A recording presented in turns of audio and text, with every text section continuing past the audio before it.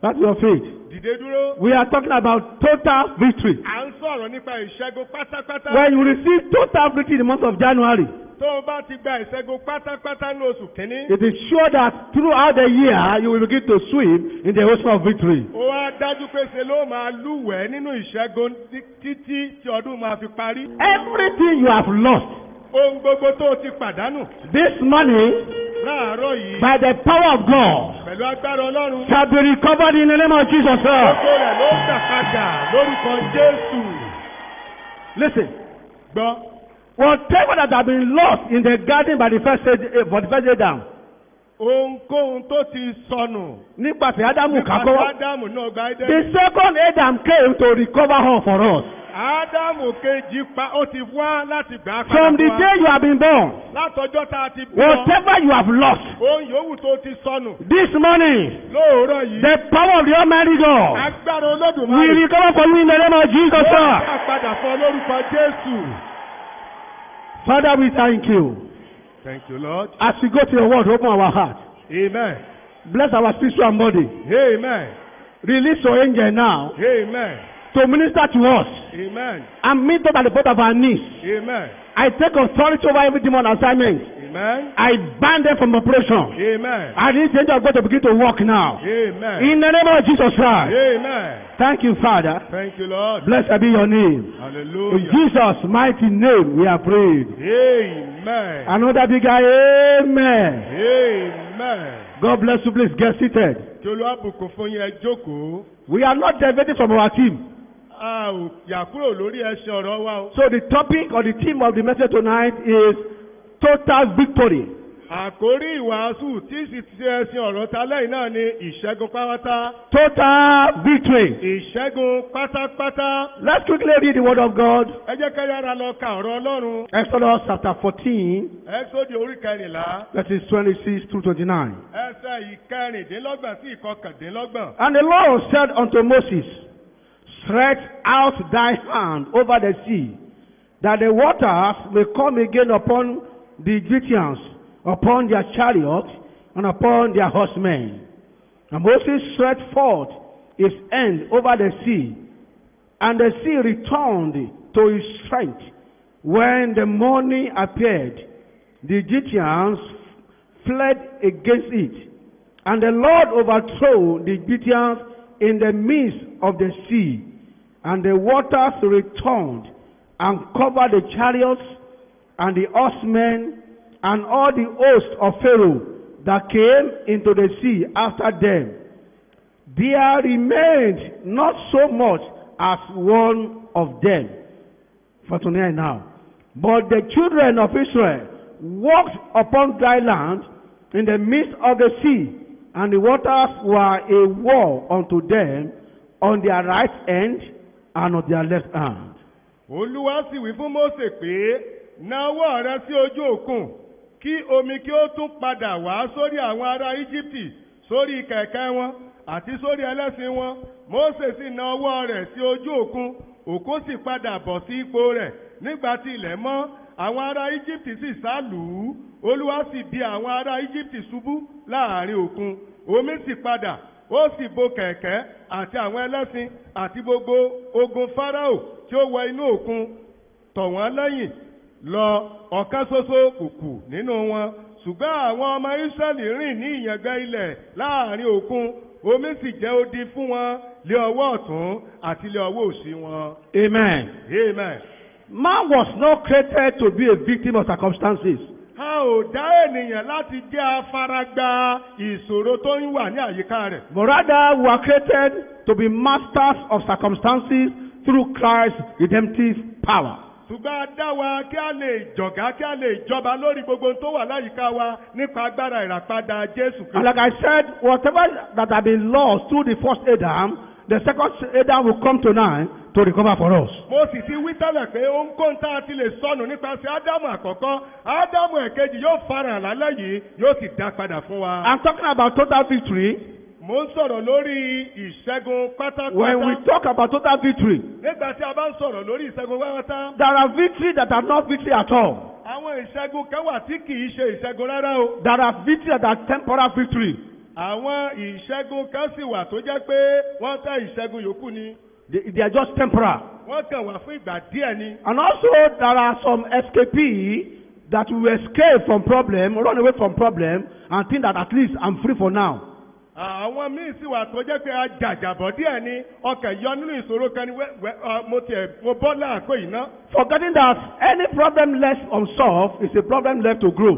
Wọ́n wá gbàgbọ́ pé ìṣòro yòówù tá ò bá yanjú lẹ́yìn a fi sílẹ̀ láti máa dàgbàsókè ni. But this morning we are talking about total victory. Ṣùgbọ́n láàárọ̀ yìí ìṣẹ́gun pátápátá ló máa wà. I mean complete victory. Àní ìṣẹ́gun tó kún rẹ́rẹ́. We are talking about absolute victory. Ìṣẹ́gun tó pé. And that kind of victory that will be permanent in your life. Ìṣẹ́gun tó máa wà títí nínú ayé rẹ nìyẹn. Whatever the battle you are passing through now. Ogun yòówù tó ń là kọjá báyìí. Whatever the battle of life you are facing now. Ogun ayé yòówù tó ń kojú rẹ lọ́wọ́lọ́wọ́. This night God will give you total victory. Lásàlẹ̀ yìí Ọlọ́run yóò fún ọ ní ìṣẹ́gun pátápátá. Because this life we are in. Nítorí alẹ́ tá a wà nù rẹ̀ yìí. This life we have. Ìgbé ayé tá a wà nù rẹ̀ yìí. Is full of battle. Ó kún fún ogun. Battle of life will cover every facet of life. Gbogbo abala ìgbé ayé ènìyàn ni ogun ayé máa ń wà. In fact, life is a serious battle. Kódà ayé jẹ́ ogun tó kápá. And it covers every dimension of life of man. Gbogbo abala ìgbé ayé ènìyàn sì lógún wà. We have social battle. A ní ogun ti ìbágbépọ̀ ẹ̀dá. To fight. Láti jà. We have physical battle. A ní ogun ti ẹ̀mí láti jà. To fight. Láti jà. We have financial battle. A ní ogun nípa ti ìṣúná láti jà. We have economical battle. A ní ogun ti ọrọ̀ ajé. We have political battle. A ní ogun tọrọ òṣèlú. In fact, we have biological battle. Kódà ní ogun ti abínibí nípa ti ẹ̀jẹ̀ ara èèyàn. Just like Jacob and Esau that were fighting from the womb. Bí àpẹẹrẹ ni ti Jacob àti Esau tó jẹ́ pé láti inú ìyá wọn ni ẹ ti ń jà. We have psychological battle. A ní ogun nípa ti ìrònú ènìyàn. In fact, if you are a student, you have educational battle to fight. Kódà bí wọ́n bá jẹ́ akẹ́kọ̀ọ́, o ní ogun ti ìmọ̀ ẹ̀kọ́ láti jà. If you are a businessman, you have a business battle to fight. Wọ́n bá jẹ́ oníṣòwò níwọ, o ní ogun ti ìṣòwò láti jà. As people of God, we have spiritual battle. We call it spiritual warfare. Gẹ́gẹ́ bí ènìyàn Ọlọ́run, a ní ogun nípa tẹ̀mí láti ja ìjàkadì tẹ̀mí. But as the Lord liveth, ṣùgbọ́n bí Ọlọ́run ti ń bẹ láàyè. God will appear for you. Ọlọ́run yóò farahàn fún ọ. I said God will appear for you. Ọlọ́run yóò farahàn fún ọ. He will fight your battle. Yóò ja ogun rẹ. He will conquer for you. Yóò ṣẹ́gun fún ọ. In the name of Jesus Christ. Ní orúkọ Jésù Kristi. Many people think they don't have battle to fight now. Ọ̀pọ̀ ló lérò pé àwọn ò ní ogun láti jà báyìí. I will not tell you, just wait until you succeeded in what you are doing. Ṣùgbọ́n mo fẹ́ kó o dúró tó títí o fi máa ṣàṣeyọrí nínú ohun tó ń ṣe. When you succeed in what you are doing, nígbà tó o bá ṣàṣeyọrí nínú ohun tó ń ṣe. automatically the enemy will rise. Dájúdájú ọ̀tá yóò dìde. Because if you are nobody, nobody will pursue you. Nítorí tó o bá jẹ́ ènìyàn lásán, kò sẹ́ni tó máa lépa rẹ̀. David was Mr. Nobody until he killed Goliath of Gath. Èèyàn lásán ni Dáfídì títí ó fi pa Gòláyátì. And when he killed Goliath of Gath and he was asked to be king of Israel, nígbà tí ó sì ti pa Gòláyátì tán ni àwọn agbójúlé láti di ọba Ísírẹ́lì. enemy appeared unto him. Ọ̀tá wá dìde sí i. Daniel was a free man. Ènìyàn olómìnira mọ̀ ní Dáníẹ́lì. Until he was one of the appointed priests to rule in the kingdom of Darius. Títí a fi yàn án ṣe ọ̀kan láàrin àwọn ènìyàn láti máa ìjòyè láti máa jọba lórí ìjọba ti Dáríùsì. Sincerely yours, life is full of battle. Ará ní tòótọ́ ayé yìí ó kún fún ogun. And every battle you win will give you another battle. Ogun fight. tó o bá ṣẹ́, ó tún máa ṣokùnfà ogun mìíràn ni. Many of the so-called victories are not victories to start with. Ọ̀pọ̀lọpọ̀ tá a pè ní ìṣẹ́gun láyé kì í ṣe ìṣẹ́gun ní tòótọ́ o. You will only know victory when you enter to that victory through the redemption power of the Lord Jesus Christ. Ní ó di ìgbà tó o bá wọnú ìṣẹ́gun tí ìràpadà nípa ẹ̀jẹ̀ Jésù mú wá kó o tó ní ìṣẹ́gun ní tòótọ́. By the grace of God, you will step into it. Nípa orí ọ̀fẹ́ Ọlọ́run ìwọ máa wọnú rẹ̀. I said you are going to step into it. Ó máa bọ́ sínú rẹ̀ lórúkọ Jésù. Let me give you the background of this message from the book of Exodus we read. Ẹ jẹ́ kí n wá mú ìtàn ìwàásù yìí wá ọ̀rọ̀ tó rọ̀ mọ́ ìwàásù yìí wá láti inú ìwé Ẹ́xódù. It all started from chapter 1, but we will not be able to go to chapter 1. Orí kìíní ló ń gbogbo ti bẹ̀rẹ̀ ṣùgbọ́n ò ní láǹfààní àti lọ sórí kìíní báyìí. But let me just point you to a place in chapter 3. ṣùgbọ́n ẹ jẹ́ kí n mú yín lọ ibìkan ní orí kẹta. I will read verses 7 and 8. Mo máa ka ẹsẹ̀ ìkeje àti ìkẹjọ. And the Lord said, I have surely seen the affliction of my people which are in Egypt, and I have heard their cry by the reason of their taskmaster, for I know their sorrow, and I am come down to deliver them. Tonight God will deliver you Olúwa yóò gbà ọ́ lálẹ́ yìí. out of all the hand of the Egyptians, and to bring them up out of the land unto a good land, a large and unto a land flowing with milk and honey, unto the place of the Canaanites and the Hittites and the Amorites and the Perizzites and the Hittites and the Jebusites. Olúwa sì wí pé nítòótọ́ èmi ti rí ìpọ́njú àwọn ènìyàn mi tí ó wà ní Íjíbítì, mo sì gbọ́ igbe wọn nítorí àwọn akóniṣiṣẹ́ wọn, nítorí tí mo mọ ìbànújẹ́ wọn, èmi sì sọ̀kalẹ̀ wá láti gbà wọ́n. Olúwa yóò sọ̀kalẹ̀ láti gbà ọ́ lálẹ́ yìí. Mo sọ̀kalẹ̀ láti gbà wọ́n lọ́wọ́ àwọn ará Íjíbítì àti láti mú wọn gòkè ti ilẹ̀ náà wá sí ilẹ̀ rere àti ńlá, sí ilẹ̀ tí ń sàn fún wàrà àti fún oyin, sí ibi tí àwọn ará Kénáánì àti ti àwọn Hítì àti ti àwọn Ámórì àti ti àwọn Pẹ́rísì àti ti àwọn Ífì àti ti àwọn Jébúsì. The Israelites were in bondage for 430 years. Fún 430 ó ní àwọn ọmọ Ísírẹ́lì fi wà nínú ìgbèkùn. Under the taskmaster Pharaoh. Lábẹ́ akóniṣiṣẹ́ ti Pharaoh. And Moses rise to deliver them. Mósè sì dìde láti gbà wọ́n. But he ended up to become a murderer. Ṣùgbọ́n ó yọrí sí apànìyàn. Exposed by the people he was fighting for. Tó jẹ́ pé àwọn èèyàn tó ń jà fún gan ló ṣàfihàn rẹ̀. And he ran away. Ó sì sá lọ. He left the goodies of the palace. Ó fi mọ̀dòmúdò ààfin sílẹ̀. All the prosperities of palace he left and ran away. Gbogbo ọ̀rọ̀ tó wà láàfin ló fi sílẹ̀ tó sì sá lọ. And Moses was in exile for 40 years. Mósè sì wà nínú ìgbèkùn fún sínú ilẹ̀ àjèjì fún 40 ọdún. When he was in the wilderness for 40 years, nígbà tó wà nínú aginjù fún 40 ọdún yìí. there he met the living God, the God of Abraham, Isaac and Jacob. Níbẹ̀ ló ti ṣe àbápàdé Ọlọ́run alààyè, Ọlọ́run Ábúráhámù, Ọlọ́run Jacob àti ti Isaac. He met the living God. Ó bá Ọlọ́run alààyè pàdé. And he saw more of God in the wilderness than he saw it in the palace of Pharaoh. Ó wá rí Ọlọ́run ní ọ̀nà tó ga ju èyí tó rí nínú ààfin Fáráò lọ. I know you know that story. And God called upon him from the furnace. Ọlọ́run sì wá képe láti inú iná tó ń jó. And he called him Moses, Moses. Ó wí pé Mósè, Mósè. And Moses turned to see at that great time that the bush was burning and the bush was not consumed. Nígbà tí Mósè sì yí padà láti rí ìran iná tó ń jó tí ìgbẹ́ òsì run nì. And God spoke to him. Ọlọ́run wá bá sọ̀rọ̀. And God gave him an assignment. Ọlọ́run wá gbé iṣẹ́ lé lọ́wọ́. And God commissioned him. Ọlọ́run fún un ní iṣẹ́. Right from the bush, right from the bondage of Father. Láti inú agéjọ àní láti inú iná tó ń jó. God commissioned Moses. Ọlọ́run gbé iṣẹ́ lé Mósè lọ́wọ́. And God told him, Ọlọ́run sọ fún un. go and meet Pharaoh. Pé lọ kó Fáráò lọ. And tell him Kí o sọ fún un. to let my people go. Pé kí ó jẹ́ kí àwọn ènìyàn mi kí ó lọ. But let me show you something quickly. Jẹ́ kí yára sọ nǹkan kan fún ọ. When Moses saw the bush burning and it was not consumed, Nígbà tí Mósè rí iná tó ń jó ní tí ìgbẹ́ òsì run. it was a strange sight. Ó jẹ́ ìran àjèjì. How can fire be burning and we saw the flame and the thing was not consumed? Báwo ni iná ṣe lè máa jó báyìí tí ìgbẹ́ òsì ní run? That is the manifestation of the presence of the living God. Ìyẹn jẹ́ ìfarahàn ìwàláyé agbára Ọlọ́run. And it was a parable unto Moses that whatever the fire that be burning, where I am sending you, that fire will not consume him. Èyí wá jẹ́ òwe fún Mósè pé iná yòówù tó bá ń jó níbi tí mò ń rán ọ lọ o, iná náà ò ní jó ọ. And I want to say to you this morning, Èmi náà wá ń sọ fún ọ láàárọ̀ yìí. whatever the fire this morning Iná yòówù tó lè máa jó in your family, nínú ẹbí rẹ. any fire burning Iná tó ń jó in your home, nínú ilé rẹ. fire of curse, Iná ti èpè. fire of bondage, Iná ti ìgbèkùn. fire of poverty, Iná ti òṣì. whatever the fire that is burning Iná yòówù tó lè máa in our nation Nigeria, ní orílẹ̀-èdè Nàìjíríà. I want to say to you, Mo fẹ́ sọ fún ọ. as the Lord Bí liveth, Ọlọ́run ti bẹ lọ́rùn. that fire will not consume you. Iná náà ò ní jó ọ. Oh, I said that fire will not consume you. Iná náà ò ní jó ọ. When Moses got to Pharaoh palace Nígbà tí Mósè lọ sí ààfin Fáráò. and he challenged Pharaoh that God said, let my people go. Ó sì pé Fáráò níjà pé Ọlọ́run wípé jẹ́ kí àwọn ènìyàn Because of that single statement, nítorí ọ̀rọ̀ gbọ́dọ̀ ọ̀rọ̀ there was 10 miracles performed by God through Moses. Iṣẹ́ ìyanu kan wà tí Ọlọ́run ti ọwọ́ Mósè ṣe.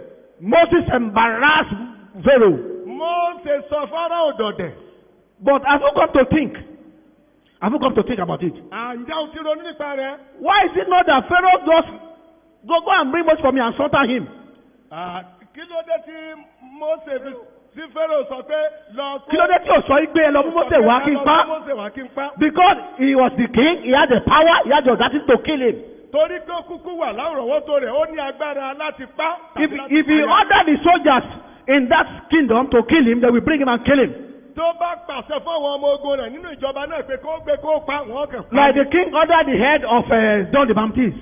Nígbà tí ọba tó pàṣẹ kó gé orí Jòhánù oníbàbá. But remember that Moses had saw fire burning and the bush was not consumed. Ṣùgbọ́n náà tí o pé Mósè ti rí ìran iná tó ń jó tí ìgbẹ́ òsì. I want to prophesy to your life. Mo fẹ́ sọ tẹ́lẹ̀ sínú ayé. No fire of the enemy will consume you in the name of Jesus Christ. Iná kíná ti ọ̀tá ò ní lè jó ayé rẹ lórúkọ Jésù. Some people miss that. Some people miss that. Àwọn kan ti pàdánù. I want to say it again. Mo tún máa I said no fire of the enemy will consume you in the name of Jesus Àní Christ. kò sí iná ọ̀tá tí ó lè jó ayé rẹ lórúkọ Jésù. Each time Moses appeared to Pharaoh, Ní ìgbàkúgbà tí Mósè bá ti fara níwájú. Pharaoh will be shaking like a vegetable. Ṣé ni Mósè Fáráò máa gbọ̀n. Because it was the power of God that was backing him up. Nítorí agbára Ọlọ́run ti Mósè. The fire that was burning was still burning. Iná ń jò náà síbẹ̀síbẹ̀. But God was in the fire. Ṣùgbọ́n Ọlọ́run wà nínú iná náà. Our sister Bola said, Bàbá wa wípé. our sister, Àwọn arábìnrin wa. iná ń jó, ìgbẹ́ òsì rú, ẹ ò mọ̀ pé Jésù ló wà nínú iná. Don't you know that Jesus is in That the fire? fire that is burning, Iná tó ń jó ni. when God is in the fire, Nígbà tí Ọlọ́run bá wà nínú iná. that fire be turned to air conditioner. Iná náà yóò di amóhùn. Once again I prophesy, Mo wá sọ tẹ́lẹ̀. that fire burning your family, Iná tó ń jó nínú they shall not burn you in the name of Jesus. Ojú ọ̀run lórúkọ Jésù. Because it was God that was there. Nítorí Ọlọ́run ló wà nínú rẹ̀. And when God called unto Moses, Nígbà tí Ọlọ́run sì ké pe Mósè. and Moses was trying to make some excuses. Tí Mósè sì bẹ̀rẹ̀ sí ṣe oríṣiríṣi àwáwí. He was trying to say, I'm not powerful, I'm not this, I'm not that. Wọ́n bẹ̀rẹ̀ sí ṣàròyé mi ọ̀lágbára mi ò ní ti bí mi ò ní tọ̀hún. And God had to make himself known to Moses. Ọlọ́run wá sọ ara rẹ̀ di mímọ̀ fún Mósè. Number one, he said, Àkọ́kọ́ wípé. go and call the elders of Israel Lọ pe àwọn àgbààgbà and Ísírẹ́lì. tell them that the God of the father Abraham, Isaac, and Jacob has appeared to you. Kí o sì sọ fún ẹ pé Ọlọ́run bàbá àwọn Ábúráhámù, Ísákì àti Jákọ́bù. Moses asked again, O tún fẹsẹ̀ tó if they ask you, what is his name? Ṣé ọba wa bí mí léèrè pé kí lorúkọ rẹ̀ ń kọ́? Do you want to know the name of God?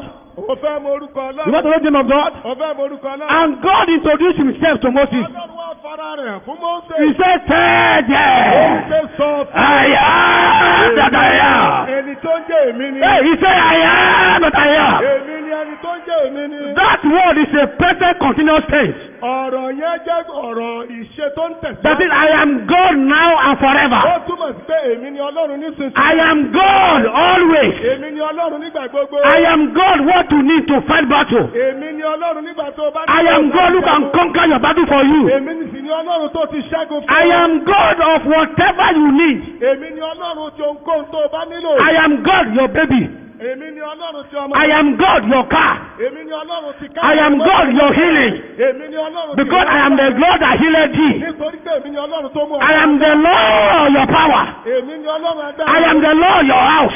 Èmi ni Ọlọ́run ilé rẹ. I am the Lord your visa. Èmi ni Ọlọ́run fífẹ́. I am the Lord your promotion. Èmi ni Ọlọ́run I am good for everything for your life. Èmi ni Ọlọ́run. Come on, shout God! Sọ pé Olúwa Ọlọ́run o. It was God that introduced himself to Moses. Ọlọ́run ló fi ara rẹ̀ hàn fún Mósè. And I bring that God to you this morning. Ìmú Ọlọ́run náà wá síwájú rẹ lónìí. The I am that I am. Èmi ni tó ń jẹ́ èmi. The I am that I am. Èmi ni tó ń jẹ́ èmi. The God that has no comparison. Ọlọ́run tí ò láfiwé. He cannot be compared with anything. A ò lè fi wé ohunkóhun. This God Ọlọ́run yìí. is superlatively supernatural. Ó jẹ́ Ọlọ́run tó ní ìtayọ tó sì peléke ní The case of God is different. Ọ̀rọ̀ tọ́lọ́run yàtọ̀ o. He cannot be compared A ò lè ṣàfiwé with rẹ̀ anything. pẹ̀lú ohunkóhun. Hallelujah. Hallelujah. Hallelujah. Are you there? No fire will consume you. Iná kan kò ní jó I ọ. say no fire will consume you. Iná kíná ò ní jó ọ. I say again, no fire will consume you. Àní iná kíná ò ní jó ọ. I said again, no fire will consume Mo you. tó wípé iná yòówù kò ní jó ọ. Every battle in your office, the fire will not consume you. Gbogbo ogun tó ń jà ní ọ́fíìsì rẹ, iná inú rẹ̀ ò ní jó ọ. Battle of your in-law will not consume you. Iná ogun àwọn àna rẹ̀ ò ní lè jó ọ. Battle in your society will not consume you. Iná ogun tó wà láwùjọ rẹ̀ ò ní jó ọ. The fire burning in Nigeria will not consume you. Iná tó ń jó lórílẹ̀-èdè Nàìjíríà ò ní jó ọ. The battle for money will not consume you. Ogun tí owó kò ní jó ọrùn. The money battle will not consume you. Iná tó kú tí owó kò ní jó Physical or infinite battle will not consume you. Ogun rírí tàbí ogun àìrí. Come on, say Ó yes. yẹ sọ pé yes.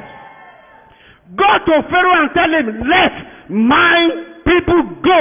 Lọ tọ̀ Fáráò lọ kí o sì wí fún un pé jẹ́ kí àwọn èèyàn mi kí ó lọ. Whatever your bondage, Ìdè yòówù tó lè wà ní ayé rẹ. whatever the fetters of the enemy that tie you down, Sẹ́kẹ̀sẹkẹ̀ yòówù tó ti lè dì ọ́ mọ́lẹ̀. by the mandate of heaven, Pẹ̀lú àṣẹ tòdí ọ̀run. you are going to go free in the name of Jesus Wọ́n Christ. yóò lọ lómìnira lórúkọ Jésù. Some people, they are tied down by hypertension. A ti di àwọn mìíràn pẹ̀lú ẹ̀jẹ̀ ríru. Some people are bound by diabetes. Àwọn mìíràn ìtọ̀ àtọ̀gbẹ́ ní a fi dè wọ́n. There are a lot of sicknesses that cannot be diagnosed or cannot be prescribed. Ọ̀pọ̀lọpọ̀ àrùn ló ti ẹ̀wà tó forí mù tẹ́ ò lè. Whatever it is that the enemy has used to tie you Ó down, yòówù tó ta sí lò láti dè by the mandate of Pẹ̀lú heaven, àṣẹ ọ̀run. break loose now in the name of Jesus Ó Christ. yẹ jábọ̀ ìkó. Oh, I said break loose in the name of Jesus Orúkọ Christ. jàjàbọ́ Wave your hand and shout fire. fire.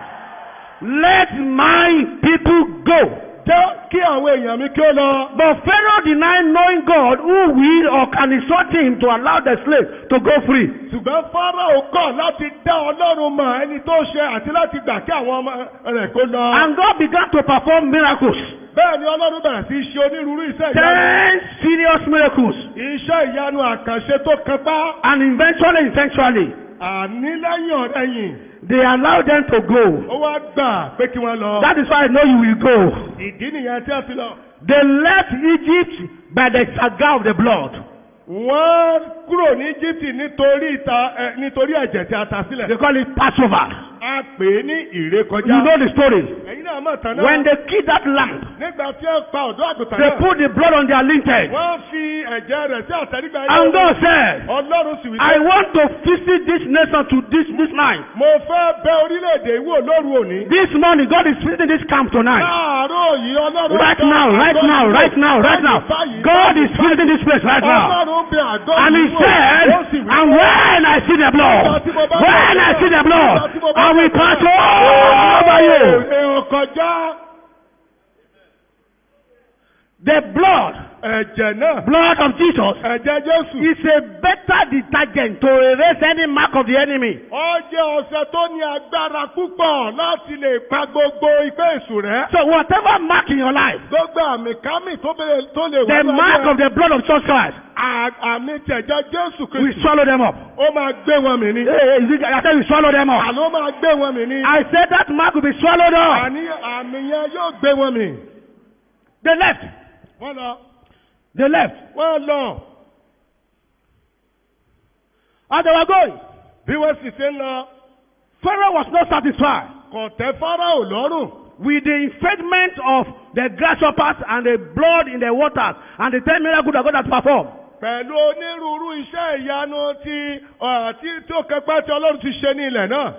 He saddled his ass and all his soldiers together. Ó pe gbogbo ogun rẹ̀, ó kó gbogbo ogun rẹ̀ jọ. Come over here. How can we allow them to go? Tá a máa lajú sílẹ̀ kó sì máa lọ ni. How can we release our captive souls like Báwo that? la ṣe lè jọ́wọ́ àwọn ìgbèkùn wa? Who will do their job? Àta ló máa gbaṣẹ́ wọn Who ṣe. will be our slave? Ta ló máa di ẹrú wa? From tonight, Látòní lọ. you are free from being a slave.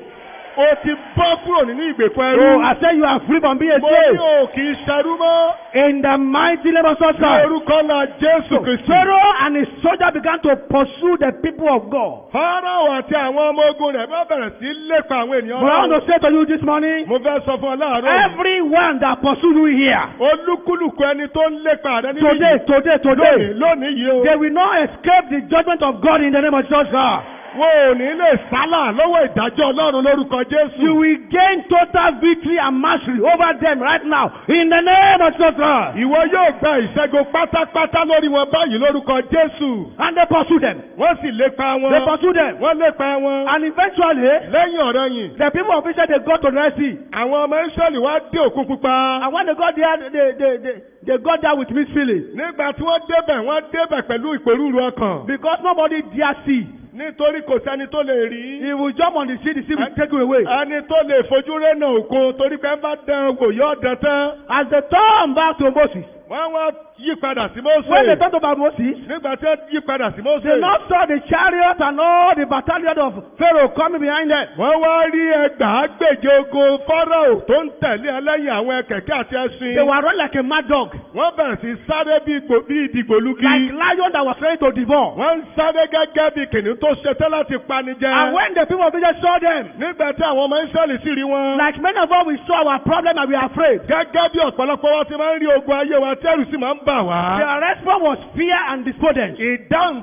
wọn ní ẹ̀rù àti àìnírètí. They were afraid. Ẹ̀rù bà And wọ́n. they called to Moses. Wọ́n sì ké pe And they Mósè. began to complain. Wọ́n bẹ̀rẹ̀ sí They ṣàròyé. began to complain. Wọ́n bẹ̀rẹ̀ sí Are ṣàròyé. there no grave in Egypt Ṣé kò sí ibojì ní that we can be buried? tá a ti lè sìnkú Why do wa? you brought us to this wilderness to Kí kill ló us? ṣe tó gbé wa ságejù yìí Are láti there pa wá no níbí? food here? Ṣé kò sóúnjẹ níbẹ̀ ni? Oh, why do you bring us here? Kí ló dé tó mú wa wá síbí Oh, yìí? Moses, Mósè. this was what we told you in the beginning. Ohun tá a wí fún ọ níbẹ̀rẹ̀ Listen to rèé. me. Ẹ̀gbọ́n mi. This is the attitude of many of us. Ìṣe tàbí ìwà ọ̀pọ̀lọpọ̀ wa náà sì rèé We o. complain so much. A ti máa ń ṣàròyé So jù. let me tell you this one. Ṣùgbọ́n ẹ jẹ́ kí n sọ God does not listen to complain. Ọlọ́run kì í tẹ́tí sí àròyé o. Hello? Hello. Tell your neighbor, say, God does not listen to complain. Sọ fẹ́ni kejì rẹ pé Ọlọ́run kì í tẹ́tí sí àròyé. But many of us, we complain too much. Ṣùgbọ́n púpọ̀ wa ti máa ń ṣàròyé jù. We complain too much. A ti máa ń ṣàròyé jù. Complain will cancel your strength. We weaken your strength. Àròyé máa ń sọ agbára èèyàn dakúrẹ tẹ̀ni. As they talked to Moses, Wọ́n bá yí padà sí Mósè. Moses talked to God. Mósè yí padà sọ́lọ́run. Hallelujah. Hallelujah. Israelites in the middle, Ísírẹ́lì láàrin. Pharaoh in the one side, Fáráò ní apá kìíní. Red Sea in the other side. Òkun ní abala kejì. Power encounter. Àìdojúkọ agbára. Face to face confrontation. Ìdojúkọ tìjàkadì. Power against power. Agbára dojúkọ agbára. Who will conquer? Ta ló máa ṣẹ́gun? Who will win? Ta ló máa borí? And Moses turned to God. Mósè wá bá Ọlọ́run sọ̀rọ̀. And God told him, why are you complaining to Ọlọ́run me? wá wí fún kí ló dé tó ń ké pè mí? I've given you all you need to Ohun conquer. gbogbo tó o nílò láti ṣẹ́gun ni mo ti fi lé ọ lọ́wọ́. What is that in your hand? Kí ló wà lọ́wọ́ rẹ He says, yẹn? the rod. Lóní ọ̀pá ni. Spread that rod to the Ọ̀yá sea na ọ̀pá náà sórí òkun. and see what I will do. Kó wá rí ohun tí mo máa ṣe. Come and say, God of miracle. Sọ pé Ọlọ́run ìyanu. God of miracle Ọlọ́run ìyanu is my God. ni Ọlọ́run mi. Say, I'm God of miracle Ọlọ́run oníṣẹ́ ìyanu is my God. ni Ọlọ́run mi. God of miracle Ọlọ́run oníṣẹ́ is ìyanu my God. ni Ọlọ́run mi. God of miracle Ọlọ́run oníṣẹ́ is ìyanu my God. ó ní Ọlọ́run tèmi. And Moses stretched forth his rod Mósè sì na ọ̀pá rẹ̀ síwájú into the sea. sí orí òkun. And the Bible says, Bíbélì sì wí and pé the sea divided, òkun náà sì pínyà either and either. sọ́tún àti sósì That is one side and the other side. àti lọ́gbà kìíní àti lápá kejì. And the water stand like a pillar in both sides. Omi wá dìde dúró bí ọ̀wọ̀n ní abala An méjèèjì. expressway was created within the sea. Bẹ́ẹ̀ ni a sì wá sí ọ̀nà mọ́sọ̀ọ̀sẹ̀ sáàrin òkun. And what are you waiting for? Kí lè wá ń dúró dè? And God told the people to go forward. Ọlọ́run wá pé sọ fún àwọn èèyàn náà pé kí wọ́n tẹ̀síwájú. In year Ní 2019, ọdún 2019 you will go ìwọ forward yóò tẹ̀síwájú. against every horde, Láì fi You gbogbo will go ìṣòro pé forward. ìwọ yóò tẹ̀síwájú. against every obstacle. Láì You will gbogbo ìdènà. go Ìwọ forward yóò tẹ̀síwájú. in the name of Orúkọ Jesus. Jésù Kristi. God said, let them go forward. Ọlọ́run sọ pé sọ fún ẹ kó And tẹ̀síwájú. they put their life began to go. Wọ́n sì bẹ̀rẹ̀ sí tẹ̀síwájú. As they were going, Bí wọ́n ti ń lọ. this God of total victory Ọlọ́run ìṣẹ́gun pátápátá yìí. brought a pillar of cloud, Ọwọ́ á mú ọ̀wọ̀n ti àwọn sánmọ̀ thick cloud, tó lágbára to block Pharaoh and his chariot. láti dènà Fáráò àti àwọn kẹ̀kẹ́ rẹ̀. He turned the camp of Pharaoh to night. Ó wá yí àgọ́ ti Fáráò sí òru. And he turned the camp of Israel to the day. Ó wá yí àgọ́ ti àwọn ọmọ Ísírẹ́lì sí ọ̀sán. So that the enemy will not catch up with them. Kí àwọn ọ̀tá má bàa lè lé wọn bá. And the people of God, they were going expressway. Ọ̀rọ̀ Ọlọ́run sì pé wọ́n lọ ní ọ̀nà mọ́sọ̀sẹ̀. Every obstacle before you this year, Gbogbo ìdènà tó wà níwájú rẹ̀ they shall be leveled in the name of Jesus. Gbogbo rẹ̀ la máa sọ dilẹ̀ ẹ̀lẹ̀ lórúkọ Jésù. And they were marching on. Wọ́n sì ń tẹ̀síwájú wọ́n They yan were lọ. marching on. Wọ́n yan lọ. This year you will march on. Lọ́dún ìwọ yóò I tẹ̀síwájú. said you will march on. Ìwọ yóò tẹ̀síwájú. To your glory. Sínú ògo rẹ. You will march on. Ìwọ yóò To tẹ̀síwájú. your own house. Sínú ilé rẹ. You will march on. Ìwọ yóò To go tẹ̀síwájú. and buy your car. Láti lọ ra mọ́tò You will ayọ́kẹ́lẹ́ march rẹ. on. Ìwọ yóò To get tẹ̀síwájú. your promotion. Láti gba You will ìjọba march rẹ. on. Ìwọ yóò I said you tẹ̀síwájú. will march on. Àní ìwọ yóò I said you will march. Are you marching on? March on, march on. You march on. To your victory. You will march on. To your glory. You will march on. Against sickness. March on. Go forward in the name of Jesus. Tẹ̀síwájú lórúkọ Jésù. Go forward in the name Tẹ̀síwájú of lórúkọ Jésù.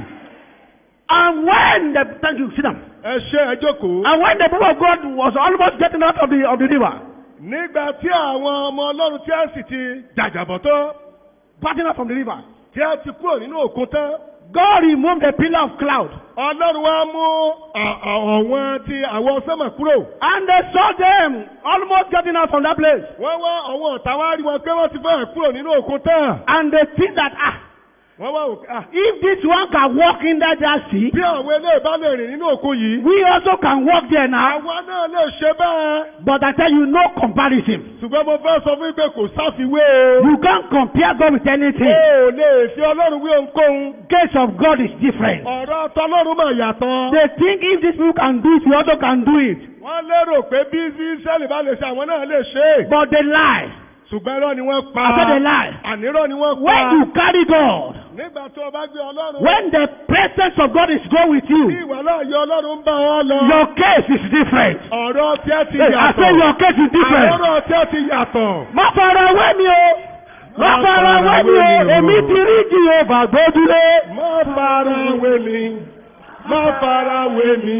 Èmi ti rí Jèhófà gbójúlé. Are you sure? Èmi ti rí Jèhófà gbójúlé o. Hey, má fara wé mi o. Bọ̀dá. Má fara wé mi o. Èmi ti rí Jèhófà gbójúlé. Má fara wé mi. Má fara wé mi. Èmi ti rí Jèhófà gbójúlé. Èmi ti rí Jèhófà gbójúlé o. Mo ní má fara wé mi o. Má fara wé mi o.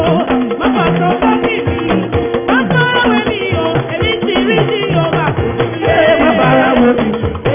Má fara wé mi. Èmi ti rí Jèhófà gbójúlé. Èmi ti rí Jèhófà gbójúlé o. Má fara wé mi o. Má fara wé mi o. Èmi ti rí Jèhófà gbójúlé.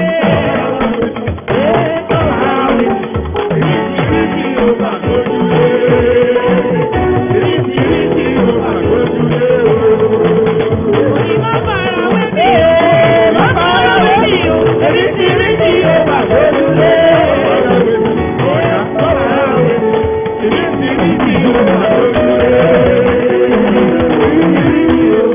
Go down and shout fire! Your case is different. Ọ̀rọ̀ tiẹ̀ yàtọ̀. Tell your neighbor, say, my case is different. Ọgbọ́n ẹnìkejì ó fi ọ̀rọ̀ tèmi I yàtọ̀. carry the presence of Jehovah God. Mò ń gbé agbára ìwà láàyè Jèhófà. God is with me. Ọlọ́run wà pẹ̀lú mi. My case is different. Ọ̀rọ̀ tèmi Come yàtọ̀. on, shout Ó hallelujah. yẹ kí hallelujah. Every Gbogbo problem ìṣòro that enter this auditorium with you, tó wọnú gbọ̀ngàn ìwá pẹ̀lú rẹ. they will not go back with you. Wọn ò ní bọ́ padà délé o. I say it again. Mo tún wí o. Whatever the problem, Ó yòówù tó jẹ́ ìṣòro they náà. follow you to this auditorium. Tẹ̀lé ọwọ́ nú gbọ̀ngàn yìí. As the Lord liveth, Bí Ọlọ́run ti bá they will not go back within the Wọn ò ní name. bọ́ padà lọ sílé. Do you know why? Ǹjẹ́ ó mà dí? If you break coconut in the head of somebody, Tó o bá forí ènìyàn fọ́ àgbẹ̀ ẹni tó o bá forí ẹ̀ fọ́ he àgbẹ̀. won't eat out of it. Kò ní dúró jẹ́ ń bẹ o. Tonight, Lálẹ́ yìí, we are breaking coconut à ń fọ́ àgbọn. in the head of your enemy. À ń forí ọ̀tá rẹ fọ́ In the head of your enemy. À ń forí ọ̀tá In the head of your enemy. lórí ọ̀tá rẹ. In the head of your enemy. Àní orí ọ̀tá In the head of your enemy. Orí ọ̀tá rẹ. Wait on and shout, yeah, yeah, yeah, yeah, yeah, yeah, yeah, yeah, yeah. Tó bẹ́ẹ̀ ni àforí ọ̀tá rẹ fágbọn nìyẹn o. Because the Israelites entered the sea, Nítorí pé àwọn ọmọ Ísírẹ́lì wọnú òkun. they also tried it Àwọn náà gbìdánwò rẹ̀. and they put their leg inside the sea. Ẹ fẹsẹ̀ wọn wọnú òkun. This miraculous God, Ọlọ́run oníṣẹ́ ìyanu yìí. He allowed them to enter finish, Ó kúkú gbà láàyè láti wọnú ẹ̀ tán. and things fell apart for them. Gbogbo nǹkan wá ṣubú lórí. And the center cannot be whole. Bẹ́ẹ̀ sì ni gbogbo ẹ̀ dàrú. The dry ground for the Israelites, Ọmọ àwọn ọmọ the dry ground for Israelites Ilẹ̀ ìyẹ̀gbẹ́lẹ̀ tó jẹ́ ìyẹ̀gbẹ́lẹ̀ fún ọmọ Ísírẹ́lì. became a massive ground for the Ó Egyptians. wá di ẹrọ̀fọ̀ fáwọn ọmọ Fáráò. The ground that support the Israelites to move fast Ilẹ̀ tó ran ọmọ Ísírẹ́lì lọ láti sáré tètè. began to draw the Egyptians Ó backward. wá bẹ̀rẹ̀ sí fa àwọn This year, lẹ́yìn. Lọ́dún yìí. as you are going Ó forward, ti ń tẹ̀síwájú. your enemy be going backward. Àwọn ọ̀tá rẹ̀ yóò máa padà sẹ́yìn. I say that again. Mo kí As you yín are o. going Bí forward, wọ́n ti ń lọ your síwájú. enemy, your enemy, Àwọn your ọ̀tá enemy, rẹ̀, àwọn ọ̀tá they be rẹ̀. going backward. Wọ́n máa padà Backward, sẹ́yìn. Wọ́n máa backward, ẹ̀yìn backward, ẹ̀yìn backward, ẹ̀yìn backward. ẹ̀yìn In the name. Orúkọ Jésù. Wait on and shout fire. That same ground Ilẹ̀ kan náà ni. that support them to move forward, Tó tì wọ́n lẹ́yìn láti tẹ̀síwájú. the same ground Ilẹ̀ kan náà. began to draw the enemy Ó back, wá bẹ̀rẹ̀ sí fa ọ̀tá sẹ́yìn. draw them back. Ó fà wọ́n sẹ́yìn. And when it was daybreak, Nígbà tí ojúmọ́ wá mọ́. God called Moses, Ọlọ́run pe Mósè. and God told him, Ọlọ́run sì sọ fún un. stretch forth thy hand over the sea. Na ọ̀pá rẹ sórí òkun ni. Let me read that passage again. Ẹ jẹ́ kí n tó bẹ̀ yẹn kà lẹ́ẹ̀kan. Exodus chapter 14. Ẹ́sọ́dù orí kẹrìnlá. I'll just read verse 27 down. Ẹ jẹ́ kí n kàn ka ẹsẹ̀ ìkẹtàdínlọ́gbọ̀n. If you have the Bible, you can look along with me. Tó o bá ní Bíbélì o lè kà á pẹ̀lú mi o. From 27. Láti ẹsẹ̀ kẹtàdínlọ́gbọ̀n. And Moses sì ná attacked, ọwọ́ rẹ̀. Okay. and Moses stretched forth his arm over the sea, and the sea returned to its strength. When the morning appeared, and the Egyptians fled against it, and the Lord overthrew the Egyptians in the midst of the sea. Mósè sì na ọwọ́ rẹ̀ sí ojú òkun, òkun sì padà bọ̀ sí ipò rẹ̀. Nígbà tí ilẹ̀ mọ́, àwọn ará Íjíbítì sì sálù ú. Olúwa sì bí àwọn ará Íjíbítì ṣubú láàrin òkun. God will put down your enemy. Ọlọ́run máa bí àwọn ọ̀tá rẹ̀ ṣubú. 28 said, and the water returned and covered the chariot and the horsemen and all the host of Pharaoh that came into the sea after them. There remained not so much as one of them. Ẹsẹ̀ kejìdínlọ́gbọ̀n, omi sì padà, ó sì bo kẹ̀kẹ́ àti àwọn ẹlẹ́sìn àti gbogbo ogun Fáráò tí ó wọ inú òkun tọ̀ wọ́n lẹ́yìn lọ. Ọ̀kan ṣoṣo kò sì kù nínú wọn. But the children of Israel, the people of government, they walk upon dry land in Amen. the midst of the sea. Amen. And water was as a wall unto them on their right hand Amen. and on their left hand. Ṣùgbọ́n àwọn ọmọ Ísírẹ́lì àní gbogbo ọmọ ìjọ gófọ́mìtì rìn ní ìyàngbẹ́ ilẹ̀ láàrin òkun. Omi sì jẹ́ odi fún wọn lé ọwọ́ ọ̀tún àti lé ọwọ́ òsì wọn. Wait one and shout victory! Ju ọwọ́ rẹ kó sọ pé Come on, shout ìṣẹ́gun. total victory! Ìṣẹ́gun pátápátá. Say it again, total victory! Ìṣẹ́gun pátápátá. Listen to me. Gbọ́. When they were to leave Egypt, Nígbà tí wọ́n fẹ́ kúrò ní Íjíbítì, there was a shortcut that they were supposed to pass through. ọ̀nà àbújá kan wà tí wọ́n lè gbà. That is faster than the way of sea, of the sea, Red Tó Sea. tilẹ̀ yá ju ọ̀nà òkun lọ. But God said, no, I want to take you through a longer journey. Ṣùgbọ́n Ọlọ́run wípé bẹ́ẹ̀ kọ́, ọ̀nà tó jìnnà jù yẹn gan ni mo máa mú yín gbà. Because God wants to glorify himself in their life. Nítorí pé Ọlọ́run fẹ́ yin ara rẹ̀ lógo nínú ayé wọn. Listen to me. Gbọ́. Delay does not mean denial. Gbọ́ ọ̀rọ̀ yìí o, fífi nǹkan falẹ̀ kò túbọ̀ sí ká For fi the doni. fact that your victory delayed is not denial. Wípé a fi ìṣẹ́gun rẹ falẹ̀ kò túmọ̀ sí pé a fi dùn ọ́ o. It may be late, but it's going to be permanent. Ó lè falẹ̀, ó lè pẹ́, ṣùgbọ́n máa jẹ́ èyí tó wà It may be títí. late, but it's going to be permanent. Ó lè jẹ́ èyí tó pẹ́ ṣùgbọ́n máa wà títí. Because the end of the day is not the end of the game. Nítorí òpin ọjọ́ kìí ṣe òpin ilé ìje. I said the end of the day is not the end of the game. Àní òpin ọjọ́ kìí ṣe òpin eré ìje. It may be delayed, but it's going to be forever. Ó lè falẹ̀ ṣùgbọ́n máa wà títí. Therefore, don't let your history become your mystery. Nítorí náà má ṣe jẹ́ kí ìtàn rẹ má ṣe jẹ́ kí wàhálà ayé rẹ kó di ìtàn rẹ. To belong is to be lasting. Láti falẹ̀ ó túbọ̀ sí láti wà fún ìgbà pípẹ́. Don't let your past life become your graveyard. Má ṣe jẹ́ kí ìgbé ayé rẹ àtijọ́ kó wá di ibojì rẹ o. There is hope for you. Ìrètí wà fún ọ. I said there is hope for you. Àní ìrètí wà fún ọ. Are you there? I said there is hope for you. Mo ní ìrètí wà fún ọ. In the name of Jesus Christ, Ní orúkọ Jésù. there is hope for you. Ìrètí wà fún ọ. There is hope for you. Àní ìrètí wà fún ọ. There is hope for you. Ìrètí wà fún ọ. Hallelujah. Hallelujah. Every victory begins from the spiritual, from the realms of the spirit. Nínú ìpele ti ẹ̀mí ní gbogbo ìṣẹ́gun ti ń bẹ̀rẹ̀. If you are a sinner, Tí o bá jẹ́ lẹ́ṣẹ̀. you cannot enjoy the total victory of God we are talking about. O ò lè jẹ̀gbádùn ìṣẹ́gun pátápátá tọlọ́run tá à ń sọ̀rọ̀ You rẹ̀ yìí. need to connect to that man that has power over every problem. O nílò láti ṣàwọnú ẹni náà tó lágbára lórí gbogbo And ìṣòro. that's what we are talking about. His name is Jesus. Ẹni tá a sì ń sọ̀rọ̀ rẹ̀ yìí lórúkọ rẹ̀ ń jẹ́ Jésù. In the book of John chapter 19 verse 30, Nínú òwe Jòhánù orí kọkàndínlógún ẹsẹ̀ ọgbọ̀n. he stood up and said, Ó dìde dúró sì wípé. "It is Ó finished." parí.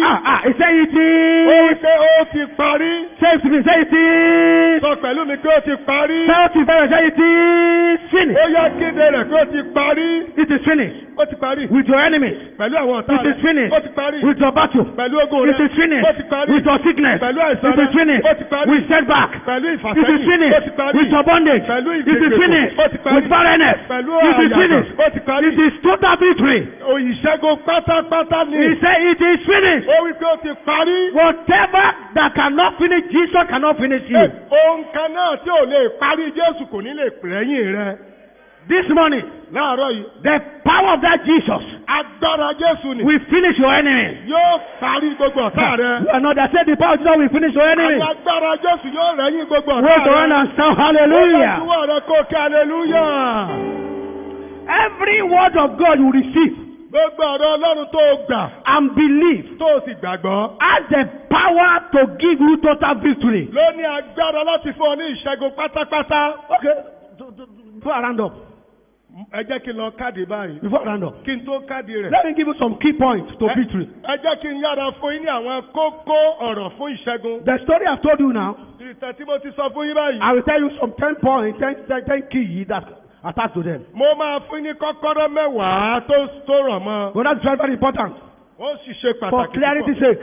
Fún àsọdájú. Number one, Àkọ́kọ́, for you to have your total victory, fún ọ láti ní ìṣẹ́gun pátápátá victory without reserve, láì sẹ́kù ohunkóhun. you must be in Christ, you must be born again. O gbọ́dọ̀ wà nínú Kristi, o gbọ́dọ̀ dàtún The bí. Bible says if you are in Christ, you are a new creature. Bíbélì wípé tó o bá ti wà nínú Kristi, o ti di ẹ̀dá tuntun. Only to enjoy the holistic victory, Láti lè jẹ ìgbádùn ìṣẹ́gun tó jẹ́ kíkún. you must be holy to enjoy holistic victory. O gbọ́dọ̀ jẹ́ mímọ́ láti gbádùn ìṣẹ́gun pátápátá. Holiness makes you a companion of God Ìwà mímọ́ ló ń sọ di alábàárìn pẹ̀lú Ọlọ́run for absolute victory. fún ìṣẹ́gun tó pé. Because of that, number two, Èkejì, for you to enjoy total victory, fún ọ láti jẹ̀gbádùn you ìṣẹ́gun must náà. have faith in God and in His Word. O gbọ́dọ̀ ní ìgbàgbọ́ nínú Ọlọ́run àti ọ̀rọ̀ rẹ̀. Faith that does nothing. Ìgbàgbọ́ tí kò ní ṣiyèméjì ohunkóhun. Absolute faith. Ìgbàgbọ́ pípé. Total faith Ìgbàgbọ́ kíkún. that believe in bringing reality out of nothing. Tó gbàgbọ́ nínú mímú ohun tí a lè rí jáde láti inú ohun tí kò sí. When God is involved. nígbà tí Ọlọ́run bá wà nínú When rẹ̀. God is involved, He will bring reality from nothing. Nígbà tí Ọlọ́run bá ti wà nínú rẹ̀, ó máa mú ohun tá a lè rí jáde láti inú òfo. Doubting nothing about God. Kò ní sí èméjì ohunkóhun nípa When Ọlọ́run. God told Moses that they should go forward into the sea, they went forward. Nígbà tí Ọlọ́run sọ fún Mósè pé kó tẹ̀síwájú sínú òkun, wọ́n tẹ̀síwájú. Number 3, Ẹ̀kẹta, don't be afraid. má bẹ̀rù. Don't fear man. Má bẹ̀rù ènìyàn. Don't fear anything. Má bẹ̀rù ohunkóhun. Because Bible says fear has torment. Bíbélì wípé ìpọ́njú wà nínú ìjìyà wà nínú ìbẹ̀rù. Fear is a scarecrow. It's a scarecrow. Ìbẹ̀rù ó jẹ́ asọ́kọmọ́sùn. It just want to scare you away from the reality of the Ó victory. fẹ́ dẹ́rù bọ́ kúrò nínú ìṣẹ́gun rẹ. Fear want to intimidate you from battle of life. Ó fẹ́ dẹ́rù bọ́ kó dáyà fọ́ nínú ogun ayé. Fear is a fantasized exaggeration affecting reasoning. Ìbẹ̀rù ó jẹ́ àpapọ̀ àsọrégèé èyí tó ń dẹ́rù bà ènìyàn nínú A ìṣẹ́gun. man that lives in fear cannot take step in life. Ẹnikẹ́ni tó bá ń gbé nínú ìbẹ̀rù kò ní lè gbé ìgbésẹ̀ kí He will ìgbésẹ̀ be láyé. a total failure. Ó máa jẹ́ ẹni tó kùnà Let me pátápátá. tell you a story. Jẹ́ kí n sọ̀tàn kan fún ọ. There's a city. Ìlú kan wà. In that city, Nílùú náà, there's a one big man, a tyrant. òmìnira ńlá kan wà nínú ìlú He náà. has money, he has power, he has Olówó to lágbára, olóògùn, he has everything. ohun gbogbo lónìí. And he fought the whole city. Gbogbo ìlú ló sì ti bájà. And he conquered them. Ó sì borí wọn. And he put them in bondage. Ó fi wọ́n sínú ìgbèkùn. Each time they see him or they hear his voice, Ìgbàkúgbà tí wọ́n bá ti rí báyìí ẹ̀rù ń they bá are wọn afraid. Ṣé ni ẹ ń gbà jìnnìjìnnì? They must all dance to his tune. Gbogbo wọn ni ẹ gbọ́dọ̀ máa gbọ́ tirẹ̀. But one day, Ṣùgbọ́n lọ́jọ́ kan, a man came with white robe, one agbada, ọkùnrin kan wà ó wá nínú agbádá funfun on a horse. nínú ẹṣin. And Ó ní ẹṣin. the man came to that city. Ó sì wá sílùú náà. And people went to whisper to him, Àwọn èèyàn wá lọ sọ sétí rẹ̀. don't try nonsense here. Má dán wà We have a tyrant here who oppress everybody. Nítorí pé ẹni tó wà ń bí We have a tyrant here who a ní oppress. òmìnira ń bí o tí kò gbàgbàkúgbà. And that man said, don't know me. Ọkùnrin yẹn ní If you know me, you won't say that to him. tó o bá dá mi mà ní òní sọ. And the man on the horse went to the tyrant. Bẹ́ẹ̀ sì ni ọkùnrin ẹlẹ́sìn yìí ó wá tọ And he òmìnira náà. confronted him. Ó sì dojú kọ. And he beat him. Ó sì lù ú. He beat hell out of him. Ó lù ú bolẹ̀. And he conquered him. Ó sì ṣẹ́gun And rẹ̀. he chained him. Ó sì fi sínú In the sẹ́kẹ̀sẹ̀kẹ̀. hand.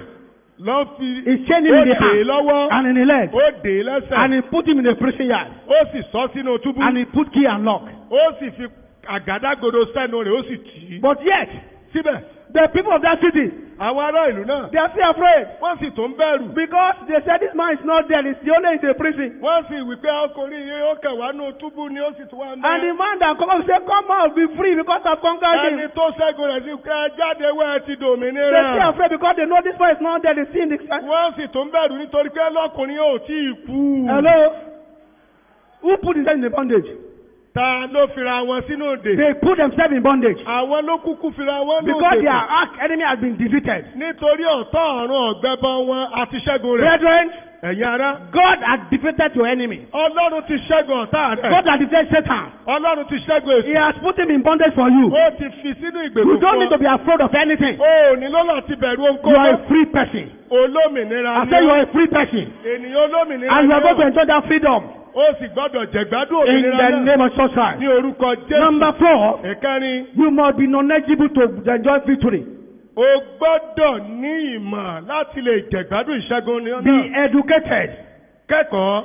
If you know a little more now, you will live a little better. Tó o bá kọ́ ẹ̀kọ́ díẹ̀ sí báyìí, o tún máa gbé ìgbé ayé tó dára sí i. Yes, you will live a little better. O tún máa gbé ìgbé ayé tó dára sí i. People say education is expensive. Àwọn èèyàn máa ń wí pé ẹ̀kọ́ mà wọ́n. Yes, it's expensive, Bẹ́ẹ̀ ni ó wọ́n. but ignorance is costly. Ṣùgbọ́n àìmọ̀kan pẹ̀lú, òun náà wọ́n pẹ̀lú. I am not talking that you are going to go and register in the university. Kì í ṣe pé kọ́ lọ sí fásitì ni mò ń wí o. I am talking that you must educate your mind. Ṣùgbọ́n mo sọ pé kọ́ ẹ̀kọ́ kọ́ ọkàn rẹ lẹ́kọ̀ọ́. Stretch your mind. Mú kí àyà rẹ gbòòrò Read sí i. books Kàwé. to bring out the quality of your life. Láti mú ìṣeyebíye ayé rẹ yẹn jáde sí i. The quality that will give you a structured thinking. Àní iyebíye tó máa fún ọ ní ìrònú tí ó gún. Because if you don't have a structured thinking, you will be ruptured in life. nítorí pé tó o bá ní àrògùn láyé yìí ó máa dàdàkúdà. Develop your mental capacity. mú kí ọpọlọ rẹ kó mú sẹ́sẹ́ sí kó pé. Develop your thinking capacity. jẹ́ kí ọ̀pá ìrònú rẹ kó nípọn sí. If you are not current in your social career now, you will make yourself a candidate of downsizing. Downsizing. tí o bá jẹ́ni tó bá gbà mú nínú iṣẹ́ tó yàn láàyò báyìí ó máa di ẹni tá a máa yọ níṣẹ́ láìpẹ́. Number 5. ẹ̀karùn-ún. Whatever happening now, ohunkóhun tó bá ń ṣẹlẹ̀ báyìí. don't be too emotional. má ṣe jẹ́ kí ó mú ọ lára púpọ̀. You must control your emotion. o gbọ́dọ̀ ṣàkóso ìmọ̀lára rẹ. Don't walk by feeling. máa rìn nípa ohun tó ń mọ̀ lára. Control your total life. ṣàkóso gbogbo ìgbé ayé rẹ. Everything about your life. ohun gbogbo tó ní ṣe pẹ̀lú ayé Your rẹ. sex life. ìgbé ayé tìrònú rẹ. Your eating, your sex. òkè ìgbé ayé tìbálòpọ̀. Your eating life. oúnjẹ jíjẹ. Your hunger. ìbínú. You know some people they are volcano. ọ̀pọ̀lọpọ̀ ló jẹ́ pé ọkọ̀ ojú omi ni wọ́n. Some people they are Okay. okay. Ìṣẹ́ni wọ́n máa ń ru sókè inú wọn máa ń ru You sókè must nígbà control your gbogbo. total life to enjoy total victory. O gbọ́dọ̀ ṣàkóso gbogbo ayé rẹ kó o lè jẹ gbádùn ìṣẹ́gun pátápátá. Number 6. Ẹ̀kẹfà. You must be persistent. O gbọ́dọ̀ ní ìdúróṣinṣin. Don't give up so easily. Má ṣe jẹ́ni tó ń rẹ̀wẹ̀sì kíákíá. If you give up so easily, Tó o bá ń tọkàn rẹ bá ń rẹ̀wẹ̀sì kíákíá. you can't enjoy victory. O ò lè jẹ gbádùn ìṣẹ́gun o. Yorùbá has an adage.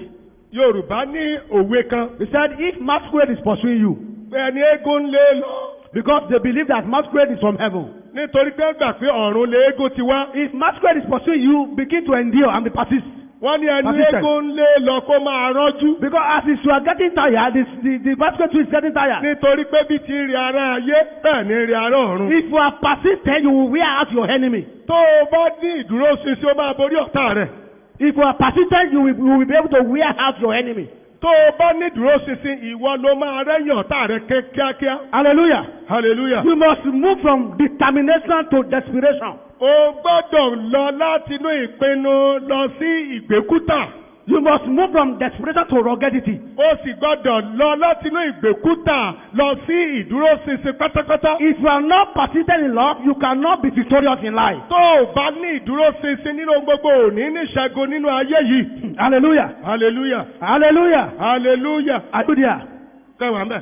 Listen, the difference between victory and failure and defeat Ìyàtọ̀ tó wà láàrin ìṣẹ́gun àti ìkùnà. is just like a minute or an hour. Ó wà láàrin ó dàbí ìyàtọ̀ láàrin wákàtí àti If you ìṣẹ́jú. can persist and be consistent, Tó o bá lè dúró ṣinṣin tó o sì wà you will lẹ́yẹsẹ̀. enter into total victory. Ó máa wọnú ìṣẹ́gun pátápátá lọ. There was a book I read Ìwé kan wà tí mo kà. in the 70s, I think some century back. Ó ti pẹ́. There was war between the Japan and the US allies. Ogun wà láàrin àwọn ọmọ ogun Japan àti ti àwọn Amẹ́ríkà. The war was so tough, Ogun náà kápá. like the war you are fighting now, like the battle you are fighting now, Ju èyí tí wọ́n ń jà just lọ́wọ́lọ́wọ́ like the lọ. one you are fighting now. Ó dàbí èyí tó ń jà They lọ́wọ́lọ́wọ́ fought báyìí. and fought and fought and fought and fought and fought.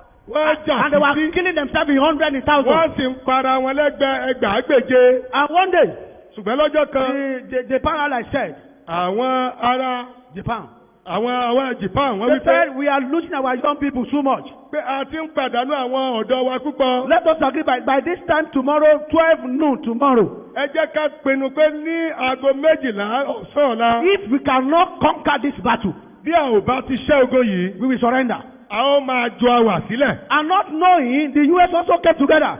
Wọ́n ò sì mọ̀ káwọn Amẹ́ríkà pẹ̀lú ti wá They also papọ̀. concluded we are losing our people. Àwọn náà wí pé a ti ń pàdánù àwọn èèyàn wájú. By tomorrow, Lọ́la o, 11 a.m., láago 11 if we àárọ̀. didn't win this battle, Bá ò bá ti ṣẹ́ ogun we yìí, will surrender to the Japan. a máa foríbalẹ̀ fún àwọn ará Japan. And two of them did not know. Àwọn méjèèjì kò sì mọ̀. And the battle continues. Ogun sì ń The tẹ̀síwájú. second day, Lọ́jọ́ kejì, 8 a.m., aago 9 mẹ́jọ, a.m., aago 9 10 àárọ̀, a.m. aago 10 By àárọ̀. 11 a.m., Ń bọ̀ ọdọ aago 11 the àárọ̀. Japan was to say, oh, we are so we surrender. Àwọn Japan bá ní ó dá o, àwájọ àwàálẹ̀ àkáwọ́ sókè. Hello?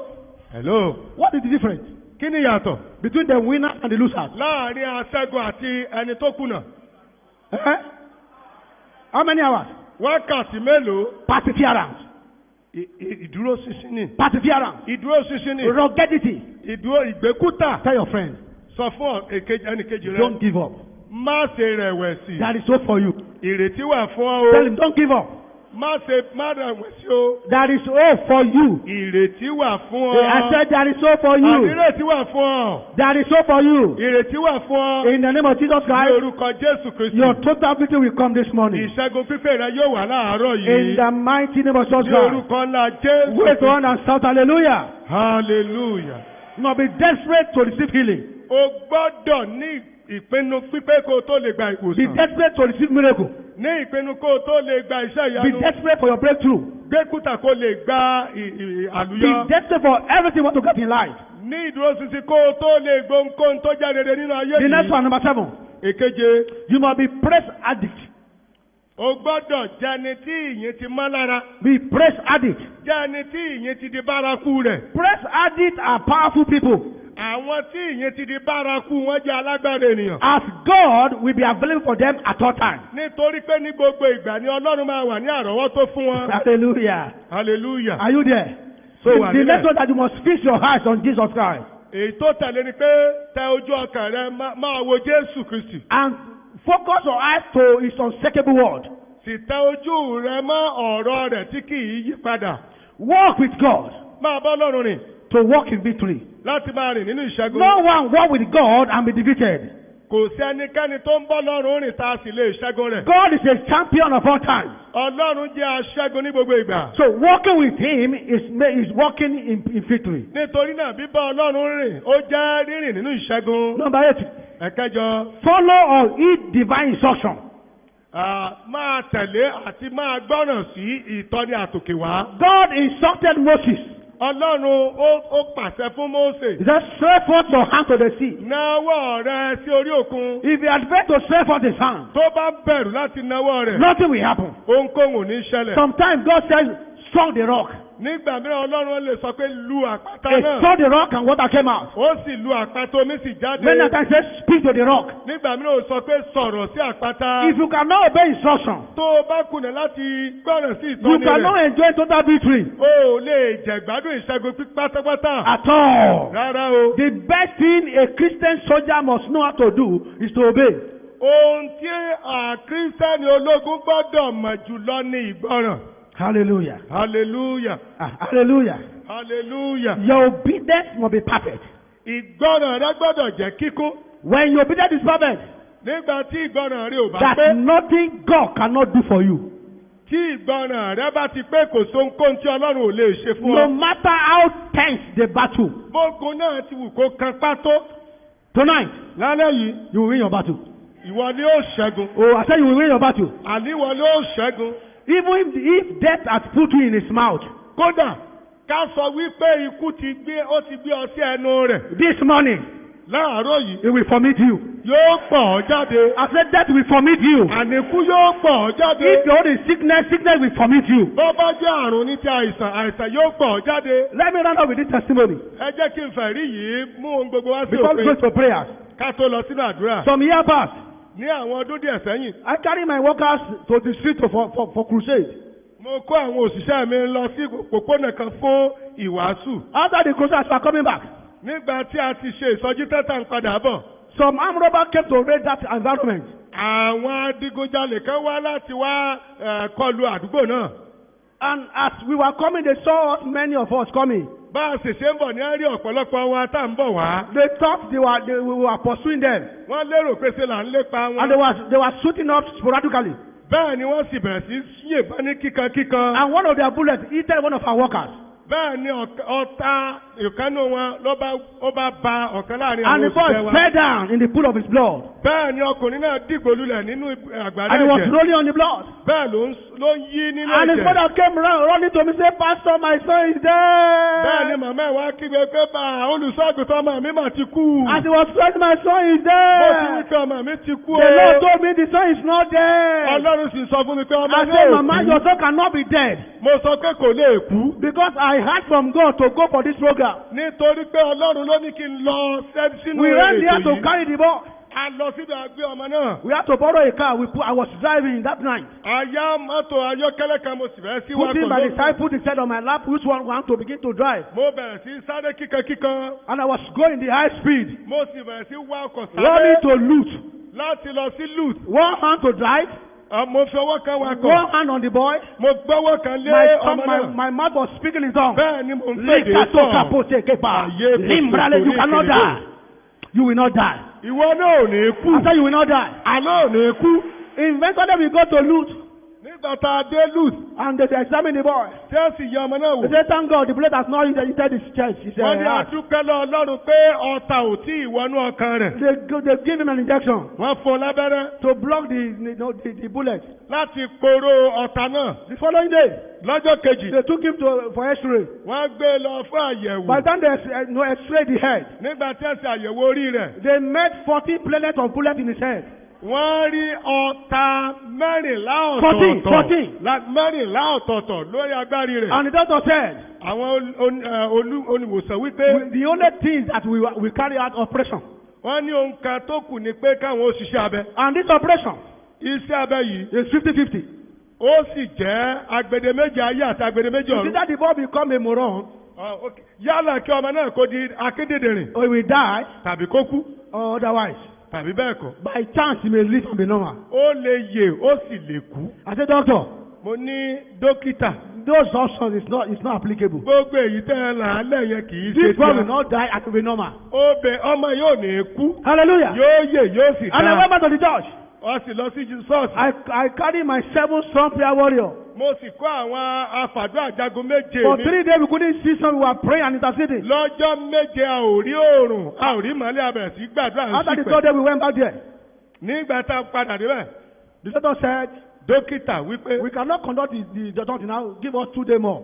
a ò tí ì lè ṣiṣẹ́ abẹ náà fún alọ́jọ́ méjì sí. But meanwhile, let us go and another X-ray to know where the bullet is.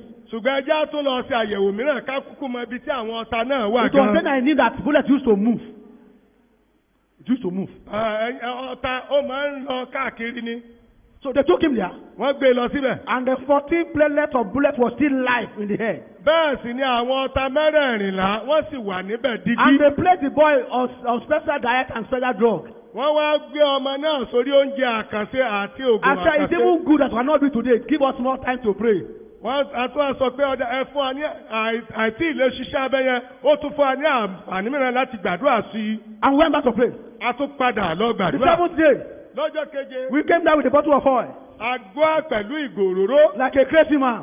gẹ́gẹ́ bí ẹni tó rí ẹ̀ ti dàrú. They said we are going to conduct the operation today. Wọ́n ní lónìí o làá ṣiṣẹ́ abẹ. I said before you consult the operation, Àmọ́ wá wípé ká ẹ tó ṣiṣẹ́ abẹ. let us conduct our own operation first. Ẹ jẹ́ káwọn kọ́kọ́ ṣiṣẹ́ abẹ tí a ná. And we asked the boy to kneel down, we poured the oil upon his head. A ní kọ́ ọmọkùnrin ó kúnlẹ̀ á da òróró We lé lay lórí. our hand on him. A gbọ́wọ́ wálé. We prayed, the boy fell down. A gbàdúrà ọmọ náà ṣubú lulẹ̀. After everything, Lẹ́yìn ohun gbogbo, they went to wash his head wọ́n lọ fọ orí ẹ̀. and they took him for X-ray to know where the bullet is before they conduct the operation. Wọ́n wá tún lọ ṣe àyẹ̀wò kán lọ mọ bí tí ọta náà bọ́ sí báyìí kó tó lè ṣiṣẹ́ abẹ. They entered the first step of the X-ray room. Nígbà tí ẹ wọnú yàrá àyẹ̀wò, They do the operation. They do the wọ́n X-ray. ṣe àyẹ̀wò x-ray. And about the result, Wọ́n wo 4 àbájáde. doctors, they were examining it. Àwọn dókítà mẹ́rin ní ń ṣàyẹ̀wò rẹ̀. Meanwhile, 2 nurses also took him again to another X-ray room. Bẹ́ẹ̀ ni àwọn nọ́ọ̀sì méjì tún gbé lọ sínú yàrá àyẹ̀wò mìíràn. They also stamped another X-ray. Wọ́n tún yàwòrán They brought the result mìíràn. again. Wọ́n tún mú The àbáyọrí 4 doctors rẹ̀. were examining it. Wọ́n tún yẹ̀ wò kìíní They took the boy again to another X-ray room. Wọ́n tún gbọ́ ọmọ náà lọ sí yàrá And they brought the mìíràn. result. Nígbà tí ó tún mẹ́sì jáde. And the pastor, come. Wọ́n wí pé wá.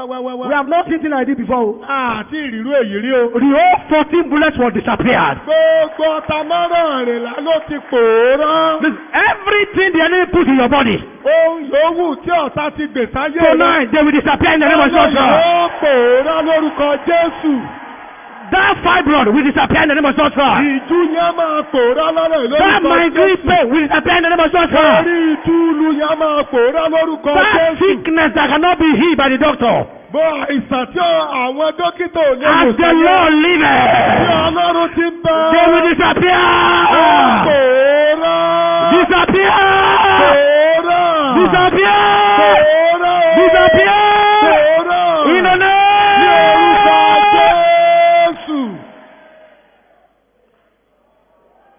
stand up, stand up. Don't Ẹ dìde, ẹ dìde, ẹ má jókòó.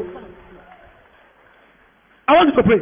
Mo fẹ́ kó gbàdúrà. When the Israelites got to the Red Sea, Nígbà tí àwọn ọmọ Ísírẹ́lì dé. the Bible said, Bíbélì wípé by strong east wind, pẹ̀lú afẹ́fẹ́ ìlà oòrùn tó lágbára. strong east wind Afẹ́fẹ́ ìlà oòrùn tó lágbára. pushed back the sea. Ó bí òkun padà sẹ́yìn. It was so strong that it was holding the sea like a wall. Ó wá bẹ̀rẹ̀ sí mú òkun dúró pinpin gẹ́gẹ́ bí You are going to cry to the Lord. Ó máa gbàdúrà sí You Olúwa. say, Ó Lord, máa rí pé Olúwa o. use your strong east wind Àní afẹ́fẹ́ ìlà oòrùn tó lágbára rẹ̀ yìí. to divide. Lò ó láti. To divide. Every Red Sea blocking my access to total victory. Láti pín gbogbo òkun pupa tó ń ṣe adínàgbò òkun sínú ìṣẹ́gun mi níyà. Say after me, oh Lord. Sọ pé Olúwa. Shout to say, oh Lord, Sọ pé Olúwa. use your strong east wind Lọ afẹ́fẹ́ ìlà oòrùn tó lágbára rẹ̀. to push back. Láti tì padà. To push back. Láti tì sẹ́yìn. Every obstacle Gbogbo ìdìnà. blocking my access Tó ń dènà to total victory. ọ̀nà tí wọnú Wait, ìṣẹ́gun you are going to pípẹ́. mention them. Ó máa dákọ̀ wọn ni o. Your east wind Afẹ́fẹ́ ìlà oòrùn to rẹ̀. push back Láti my sickness. àìsàn mi. To push back Láti ti my barrenness.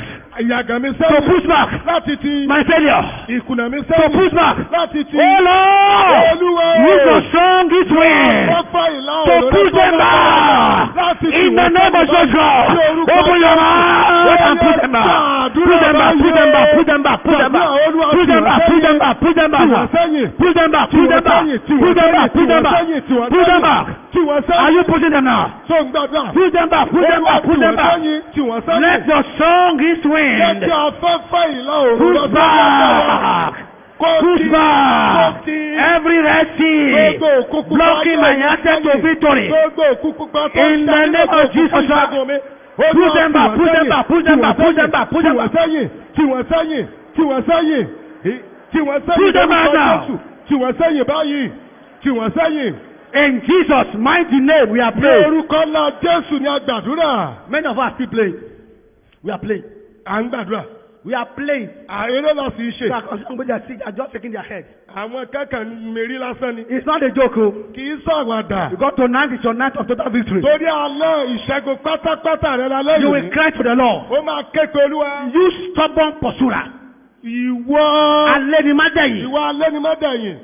That is pursuing me. Tó ń lépa mi. I command you tonight. Mo pàṣẹ fún ọ lálẹ́ yìí. Perish in the sea. Ó yọ ṣègbè sínú òkun. Perish in the ocean of my prayer. Ṣègbè sínú ibú àdúrà Perish in mi. the ocean of the word of God. Ṣègbè sínú ibú ọ̀rọ̀ You Ọlọ́run. stubborn pursuer of my Lord. Ìwọ alẹ́ ni má dẹ̀yìn I ayé mi. command you now. Mo pàṣẹ fún ọ. Perish in the Ó sea. yọ ṣègbè Open sínú your òkun. mouth and declare. Declare this time. Yakatakata gaba. Limbra gaba. Zakasakala. Zandalala.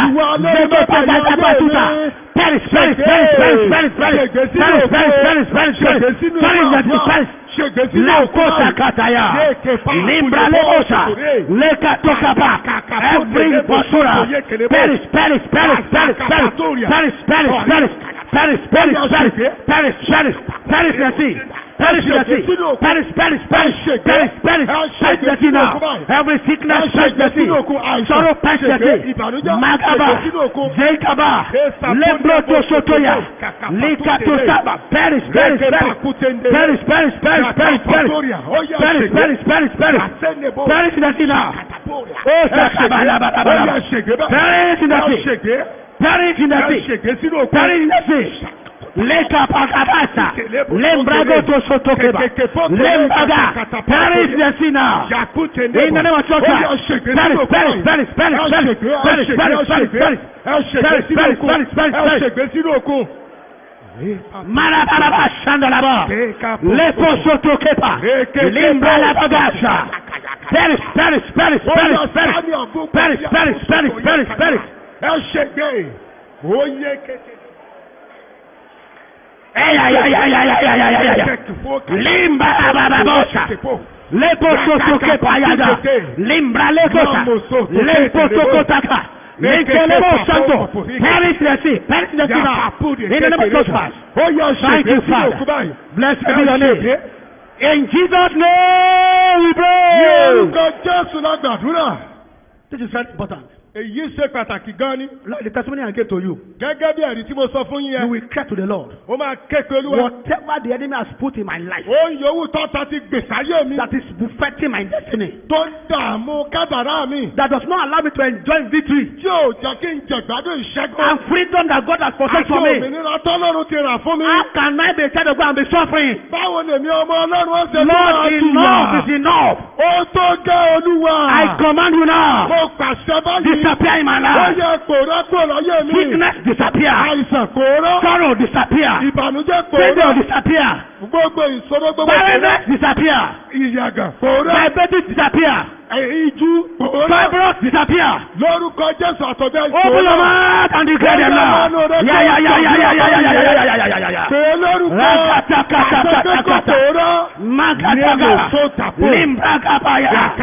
Lepo sotokopa. Lenda baba shandara.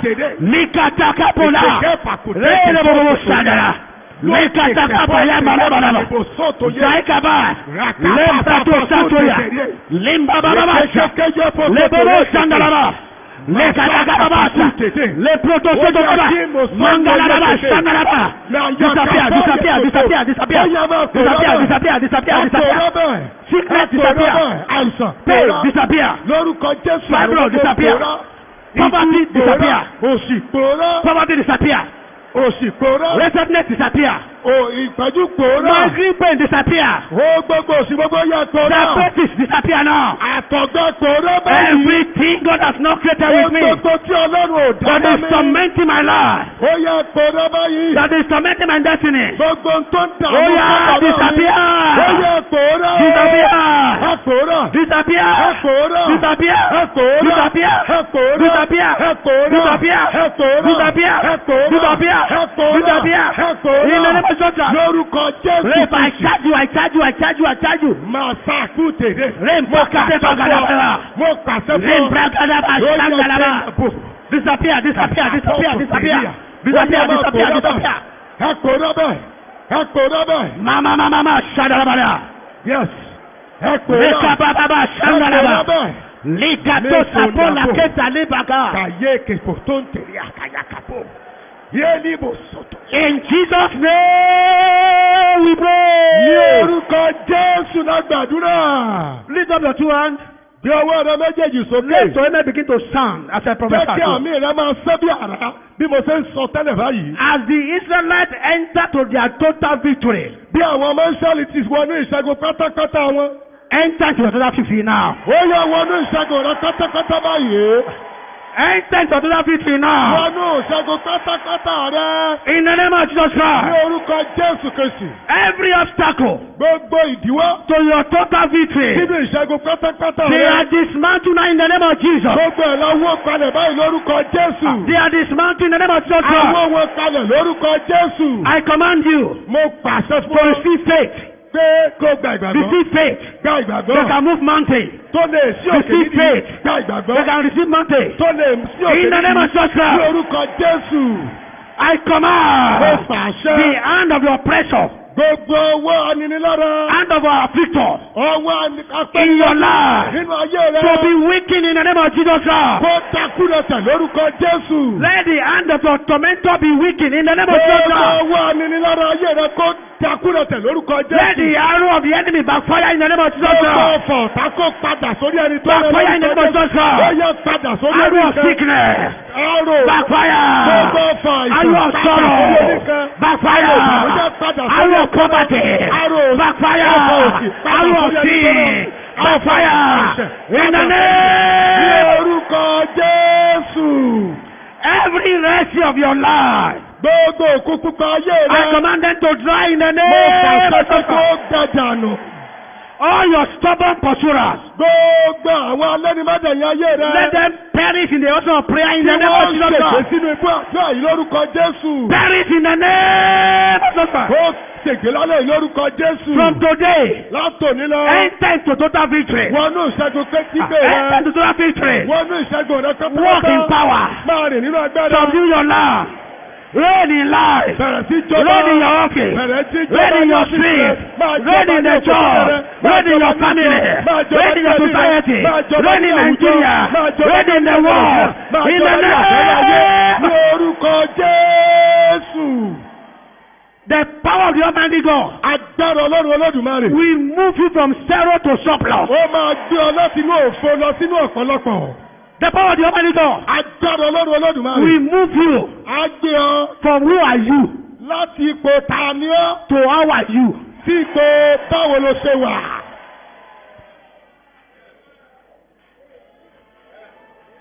From wherever you have been hated. Láti ibikíbi tí a ti From today. látòní lọ. You shall be cherished in the name of Jesus. A ó máa rírì rẹ lórúkọ Jésù.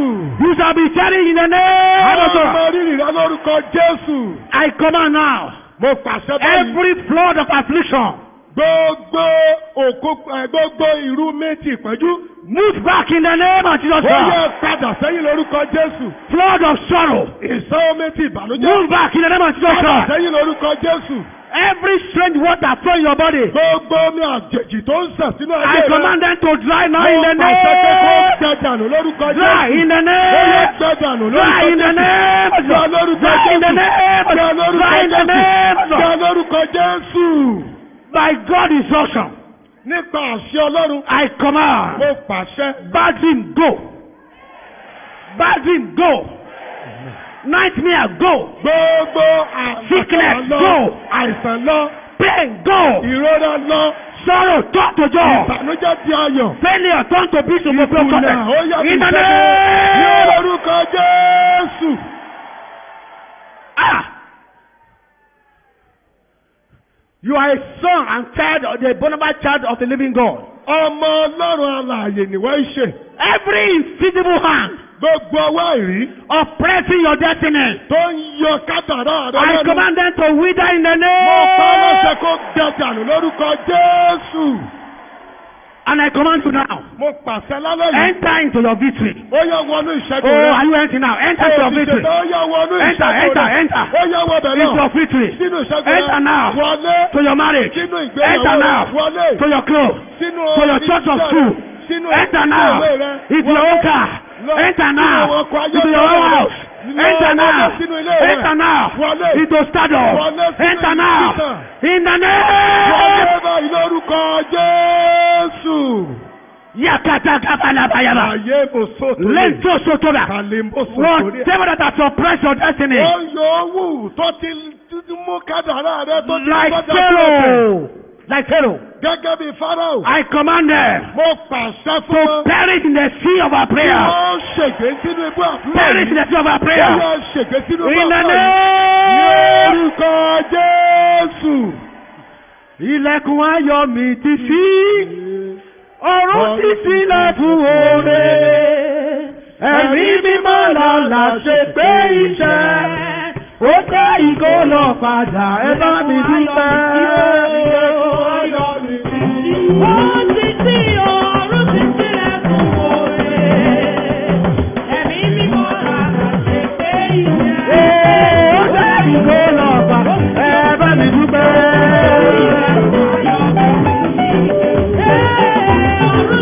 Ó ti sílẹ̀ fún oore. Ẹ̀mí mímọ́ lọ́la ṣe pé iṣẹ́. Amen. Amen. Amen.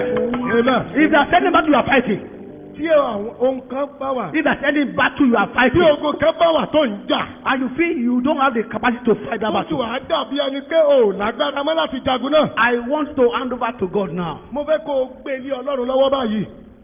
Because as you are singing now, Bó o ti ń kọrin yìí, something will be happening. àwọn nǹkan kan máa ṣẹlẹ̀. You are going to enter into total victory.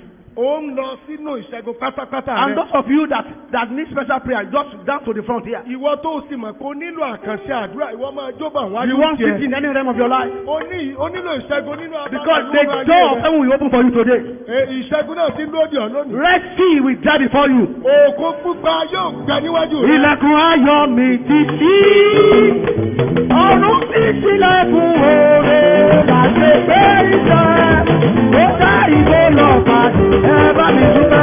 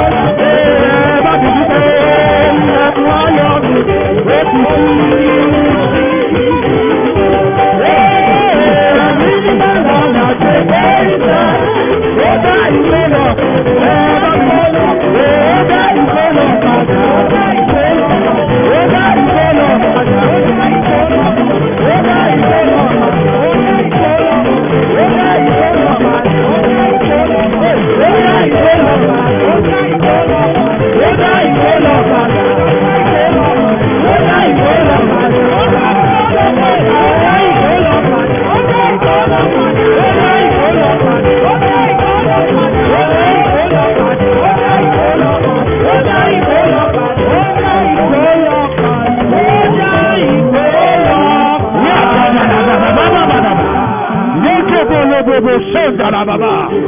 Likadagabalabaso. Limbagadagatenkolobosha. Limbralebosa. Lekebaboboso pagadaya. Mandelebosa. Linkatesenketosa. Limbreleboso tokeba. Mayagadagadagadabaga. Lendrobo Sontokaya. Limbrakatuseke. Yaika kakakakakakambagaya. Leketeke pakaturia baya. Spirit of the Lord, have your way. Malero Sanke, Maliga, Zakanda, Yayaga, Kapuya, Lendorosa, Limbaga, Sataka, Lemolobo, Palia, Zakadaga, Lemlotosoye. Thank you, Lord. Thank you, Lord. In Jesus' mighty name we have prayed. Amen.